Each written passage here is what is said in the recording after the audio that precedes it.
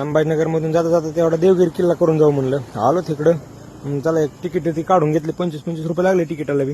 तिथून आलो पुढं, तिथं माणसं होते मोकार म्हणलं, कोणी ओळखीचं आणि पळकीचं. आलोत म्हणलं चला व्हिडिओ तरी काढू, काय आपल्याला तेवढंच फायदा झाला काही, आपला आयडी गेलं तर गेलं वरी.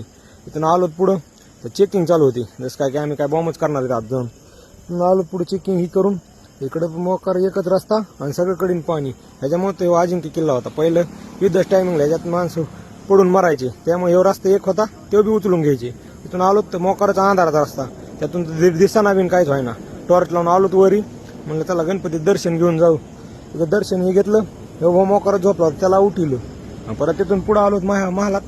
तर इकडं मोकार लोकांचं प्रेम होतं आलेलं, निशाचं प्रवीणचं ते लिहिलं इथं भीतीवर, हे आपल्या इकडले असले भिकारचूट लोक. तिथून आलोत वरी, म्हणलं आता वरी आलो तर घाम झाला सारा. म्हणलं नीट झालं इकडे येऊन. घेतलं म्हणलं हे तुफींचं, त्याचा एक व्हिडिओ घेतला. म्हणलं आता चला निघू खाली. तर फॉलो तुम्ही करा, म्हणजे मग पुढले व्हिडिओ बी तुम्हाला दिसतील लगेच. Bye bye.